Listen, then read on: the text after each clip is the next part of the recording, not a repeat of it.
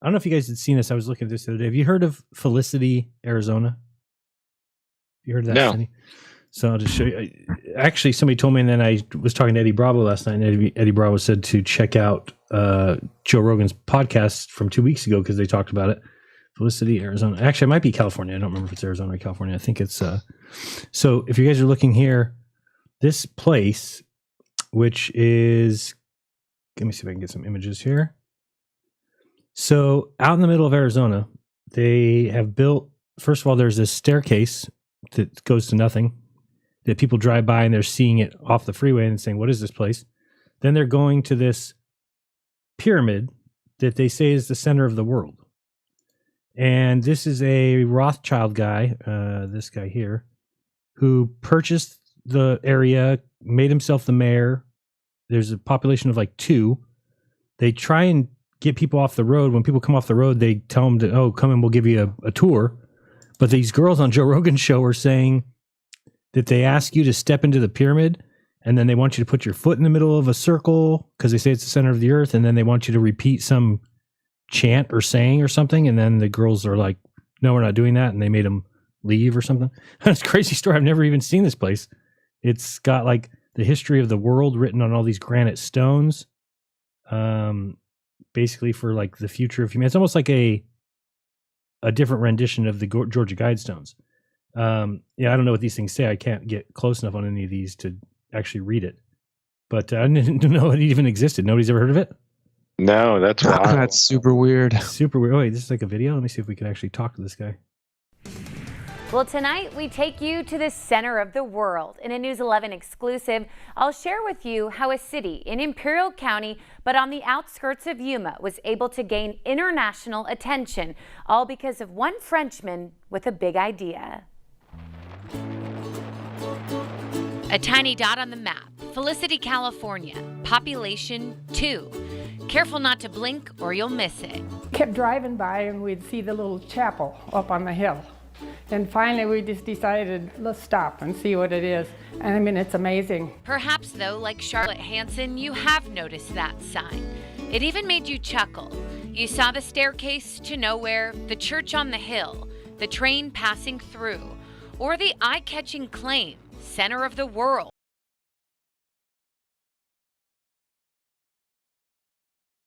So let me share with you the history of Felicity, a small town that holds big history from around the world. From ancient Greece, a superb legacy. And then a few money matters. Still living above our means. Great stuff, don't you think? The sharp, speedy, come with me. Sweet and sarcastic founder of Felicity, Jacques-Audrey Istel, 91 years young. Did you write everything that's on these walls? Every word.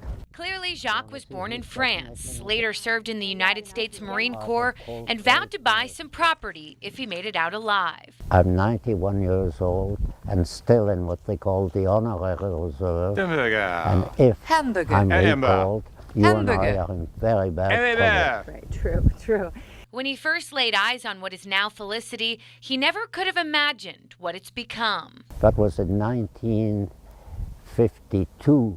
I was a Marine second lieutenant by that time, on my way to final training at Camp Pendleton from the East Coast. He knew a farmer in the area. We bought 3,000 acres. Okay. After drilling deep to see if there was water. The town Felicity is named after his wife Felicia. That's her in the yellow, rarely photographed, very humble, gracious and kind. After 56 years together, she still leaves him speechless. My wife, very hard to speak about her. She just, you know, she went to the same school in England as the princesses. She went to Wellesley. She just doesn't believe in having anybody say anything about her. She's low-key, and she's really quite formidable. Her story just as unique as his, but we'll stay on track. Felicity was legally established in 1986. Today, the town of 2, who you've now met both, is declared by the United Nations as the center of the world. When my wife and I, after I'd sold my company and we decided to sit in the desert and do something, there was nothing but bare desert. And I thought, well, we need a central point. Yeah. I thought, why not the center of the world? Yeah. But the concept makes no sense. The Earth is a sphere, it's true. So I had to find something that nobody in the world would argue with. The concept started as a fairy tale in a children's book Jacques wrote that ultimately became reality. Based on the children's book, the supervisors of Imperial County unanimously passed the law establishing the official center of the world according to the book at Felicity. First time in history. Everybody laughed. USA Today said nasty things. What almost no one knew, the only law they could pass was a property law. And property law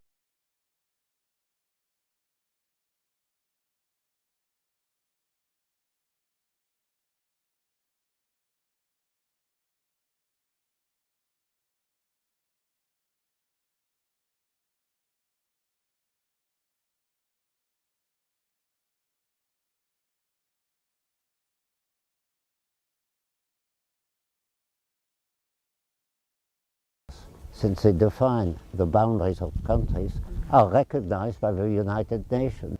I would like to buy a hamburger. No. Let's break it down. I would.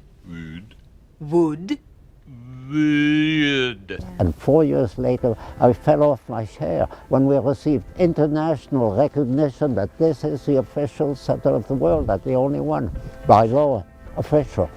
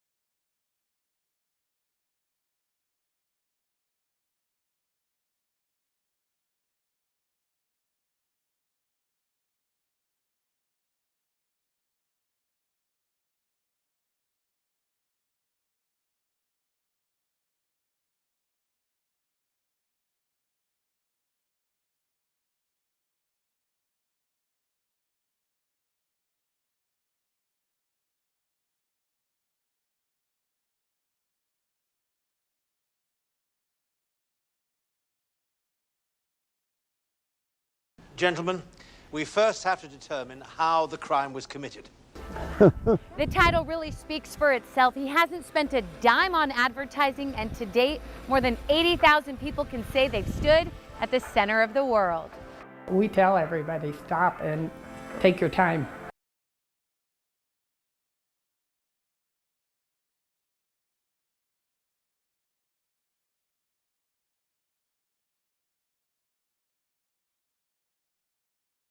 You could spend a day, 2 days out here. We came here from Wyoming and we're just getting out of the snow, and anywhere in the sun is awesome, and this seems like a pretty cool place to spend it. What is now the Museum of History in granite started with French aviation. Now the history of the world is etched in stone. We were there for the most recent edition. Welcome to Felicity and to the United States. Mona Lisa in granite, a replica of the Liberty Bell, a take on the pyramids, and a very real, original staircase from the Eiffel Tower. Jacques ended up with this 25-foot section after going to an auction where he admits he was just going to sit and have a beer. Well, the first one went way above my price, and then the second one I thought, have an old marine and that would look good in the desert. I just kept my hand up. He has very proudly been awarded the highest honor from the French government for bringing a piece of France to Felicity. When people ask me how much all this cost, the answer is more than a hot dog and less than the space shuttle. His sense of humor, love of history, children, the world, so very apparent. Here's a panel on Africa, early India, Assyria. Now, Everyone's included. Flags from different countries greet you at the entrance, and many of the messages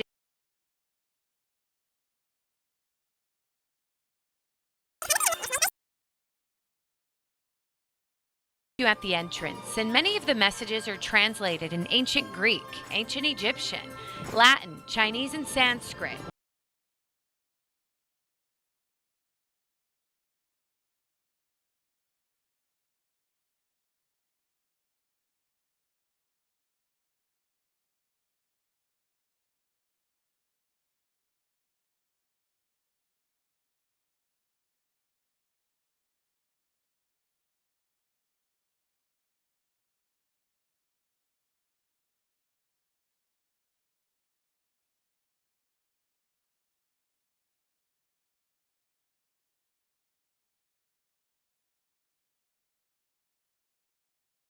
Sanskrit, a true message of inclusion. The Church on the Hill also welcomes any and all religions. It's mostly used today for weddings and vow renewals. My husband said I'm the center of his world, so. So the next time you're passing through, you can say you know the history of Felicity. Population 2, a tiny dot on the map that holds big history from around the world.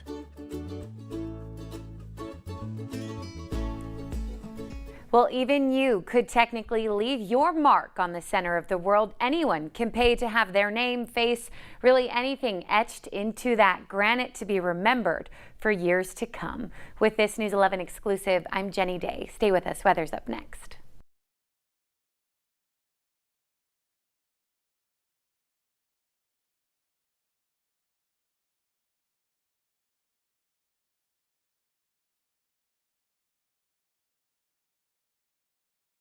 Two, Toi, two, toi, two, toi, by, B, by, B, by, B, B, a E, hamburger. hamburger.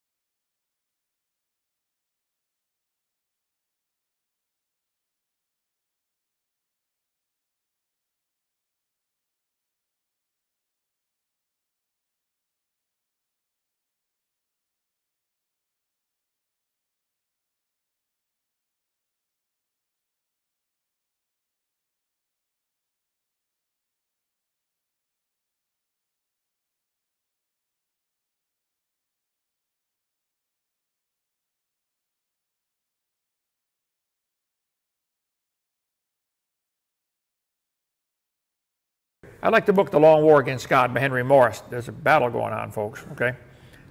And I read the last chapter. We win, okay? So we're going to skip to slide number 224 to go to part 3, the age of the universe. Back in 1992, the textbooks said the universe is 20 billion years old. 2017, they said it's 14 billion years old. So it lost 6 billion years in 35 years. That means in 2025, the universe is going to be 8 billion years old, and in 2087, it's going to be 2 billion. They keep studying, it's going to be 6,000, which is what it really is, okay? Here's textbook. 18 to 20 billion years ago, all the matter in the universe was concentrated in a very dense, very hot region that may have been much smaller than a period on this page. This is back in 1992. See, time, billions of years. That's the pacifier that keeps the atheists from crying. You give them billions of years, anything can happen in their little brain, okay? Sorry, baby, I know you need lots of time for your dumb religion to work, but there are hundreds of ways to prove the earth is not billions of years old. Here's all the evolutionists. Oh, almighty time, you can do anything. You can make all the matter come from a dot of nothing. We love you and worship you, almighty time. There they are, folks. Let's see. The universe came into existence 14 billion years ago from an infinitely dense point. Wow, the dense points between your ears, if you believe that. You expect me to believe everything came from a dot? Oh yeah, if you tell a lie big enough and keep repeating it, people will believe it. Yep. Hitler said they're more likely to believe a big lie than a small one.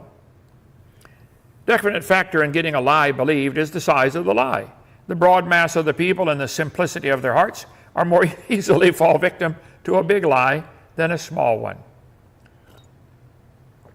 The Big Bang lie is so stupid and so unscientific that you have to wonder if anyone with one functioning brain cell, how they could be duped into believing that.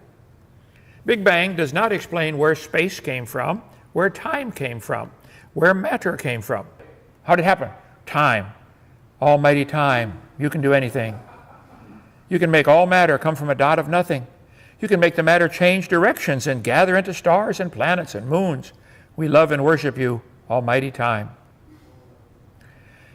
Edward Harrison said hydrogen is a light, odorless gas which, given enough time, turns into people. Isn't that what they teach the kids? A big bang of nothing turn to people.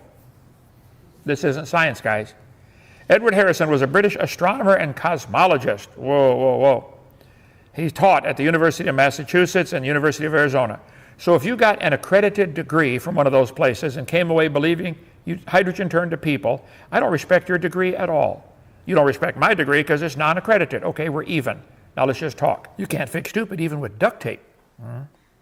You can't fix stupid, but you can watch it in action on Facebook every day. I think you can watch it in college classrooms every day.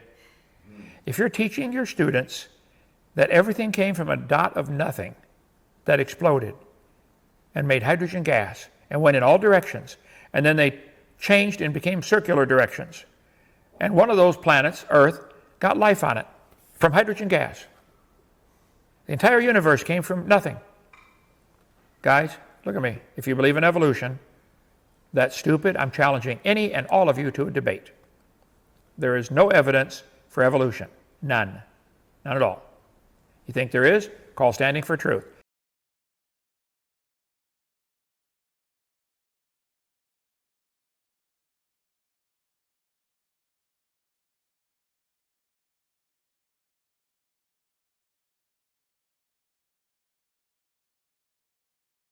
I would like to buy a hamburger. I would like to buy the hamburger. Hamburger. I would like to buy a hamburger. Maybe we should stop. We don't quit. We do not quit. Again. I would like to buy a hamburger. I would like to buy a hamburger. I would like to buy a hamburger. I would like to buy the burger. I would like to buy a hamburger. I would like to buy a hamburger. I would like to buy a hamburger. I would like to buy a hamburger. I would like to buy a hamburger.